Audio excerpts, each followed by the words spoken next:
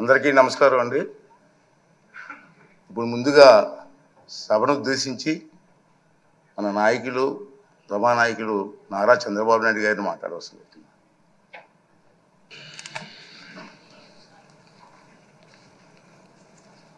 అధ్యక్ష,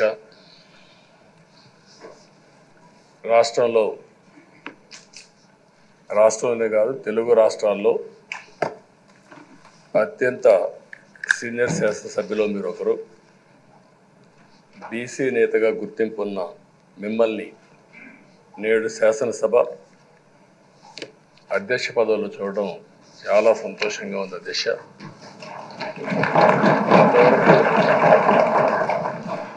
మిమ్మల్ని సభలో ఇక్కడ చూసాం, ఈరోజు అధ్యక్ష స్థానంలో చూస్తున్నాం. చాలా ఆనందంతో చాలా గర్వపడుతున్నాం.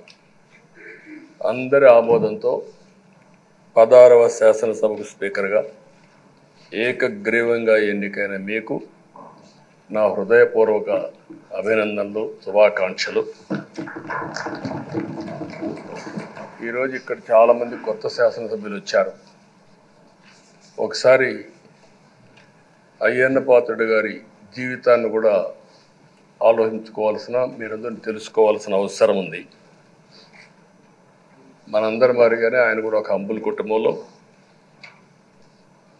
1957 సెప్టెంబర్ 4వ తారీఖున ఉత్తరాంధ్రలో నర్సీపట్నంలో జన్మించారు. తల్లిదండ్రులు చింతకాయల వరహాల దొర చెల్లాయమ్మ గారు. యువత రాజకీయాల్లోకి రావాలని ఆ రోజు ఎన్టీ రామారావు గారు పార్టీ పెట్టిన మొదట్లో పిలిపిస్తే 25 సంవత్సరాల వయసుండే సమయంలో రాజకీయాల్లోకి వచ్చిన వ్యక్తి అయ్యన్న పాత్రుడు గారు. అక్కడి నుంచి 7 సార్లు ఎమ్మెల్యే అయ్యారు, ఒకసారి ఎంపీ అయ్యారు. ఎమ్మెల్యేగా, ఎంపీగా, మంత్రిగా తెలుగు రాష్ట్రాల్లో తనకంటూ ఒక ప్రత్యేకమైన ముద్ర వేయగలిగారు. ఏ పదవి ఇచ్చినా ఆ పదవికి వన్నె తీసుకొచ్చిన వ్యక్తి అయ్యన్న పాత్రుడు గారు. వారి కుటుంబం కూడా మనం ఆలోచిస్తే కొంతమంది ఫస్ట్ జనరేషన్లో రాజకీయాల్లోకి వస్తారు. అయ్యన్న పాత్రుడు గారిని చూస్తే 6 దశాబ్దాలు రాజకీయ చరిత్ర కలిగిన కుటుంబం.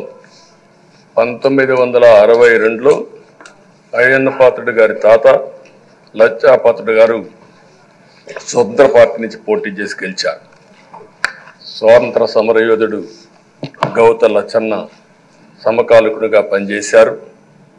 అదే వారసత్వాన్ని కొనసాగిస్తూ అయ్యన్న పాత్రుడు గారు ఇప్పటివరకు పనిచేస్తున్నారు.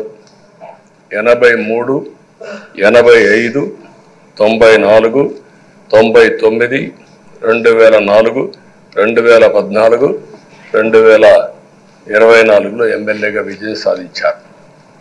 నర్సీపట్నంలో తెలుగుదేశం పార్టీ పెట్టినప్పటి నుంచి వారే పోటీ చేస్తున్నారు. అది వారి యొక్క ప్రత్యేకత.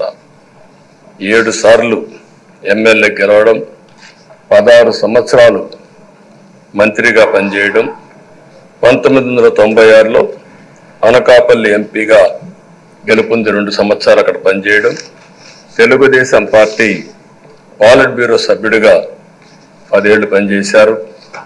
టెక్నికల్ ఎడ్యుకేషన్, రోడ్లు, భవనాల శాఖ, అటవీ శాఖ, పంచాయతీరాజ్ శాఖ మంత్రిగా బాధ్యతలు నిర్వహించారు. 3 సార్లు R&B మినిస్టర్గా పనిచేశారు.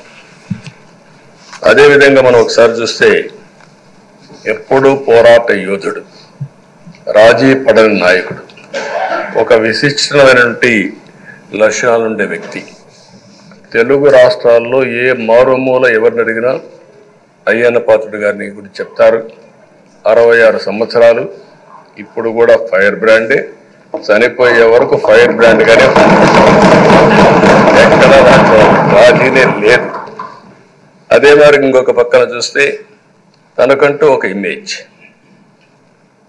అదే సమయంలో లాయల్టీ ఫ్యాక్టరీలో కరుడు గట్టిన పసుపు యోధుడుగా పార్టీలో ఇంతవరకు ఉంటారు, ఎప్పటికీ ఉంటారు. అది ఆయన ప్రత్యేకత. నీతి, నిజాయితీ, నిబద్ధత ఇవన్నీ ఉణికిపుచ్చుకొని రాజకీయం చేశారు. 42 సంవత్సరాలు. ఇప్పుడు చాలామంది ఫస్ట్ టైం వచ్చేవాళ్ళు ఉన్నారు, కొంతమంది రెండోసారి వచ్చేవాళ్ళు ఉన్నారు. 42 సంవత్సరాలు ఒక నియోజకవర్గం అంటె పెట్టుకుని నర్చర్ చేసి 7 సార్లు గెలవడం అనేది ఒక అరుదైన అనుభవం.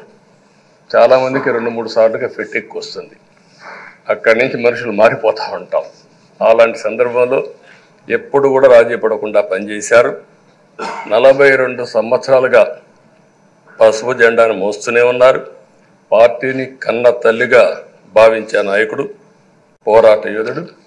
ఎప్పుడు కూడా రాష్ట్రంలో అభివృద్ధి చేయడమే కాకుండా ఉత్తరాంధ్ర అభివృద్ధి కోసం, ప్రత్యేకంగా విశాఖపట్నం అభివృద్ధి కోసం ఎనలేని కృషి చేసిన నాయకుడు అయ్యన్న పాత్రుడు గారని చెప్పి కూడా నేను మీకు తెలియజేస్తున్నాను.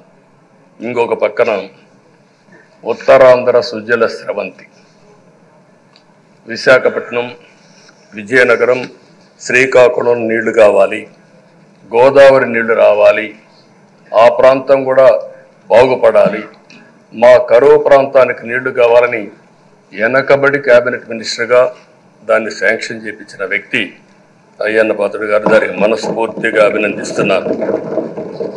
అందరికి కూడా కష్టాలు వస్తూ ఉంటాయి. ఆయన రాజకీయ జీవితంలో ఎప్పుడూ పడనటువంటి ఇబ్బందులు గత 5 సంవత్సరాలు పడ్డాడు. మామూలుగా కూడా కాదు, తన ఇంట్లోకి 100 మంది పోలీసులు పంపించారు, గోడలు పగలగొట్టారు, రాత్రిపూట భయంకరమైన వాతావరణాన్ని క్రియేట్ చేశారు. ఒక స్టేషన్లో కాదు, అనేక పోలీస్ స్టేషన్లో కేసులు పెట్టారు. రాత్రుల్లో దేశపోయి స్టేషన్ టు స్టేషన్ తిప్పారు. ఎక్కడా భయపడలా, ధైర్యంగా ఉన్నాడు. 23 కేసులు పెట్టారు. అందులో దగ్గర 10 కేసులు ఒక సిఐడిని పెట్టారు. అయితే రాజీ లేని పోరాటం చేసి మనోనిబ్బరంతో ముందుకు పోయిన వ్యక్తి. కడాన మనందరం గుర్తుపెట్టుకోవాల్సింది 60 సంవత్సరాలు, 62-63 సంవత్సరాలు ఉండే వ్యక్తి పైన అత్యాచారం కేసు కూడా పెట్టారు. ఇవన్నీ కాకుండా అంటే ఎలాంటి పాలకులు ఉన్నారు, ఎలాంటి జరుగుతాయి అనేదానికి ఒక ఉదాహరణ ఇవన్నీ జరిగాయి.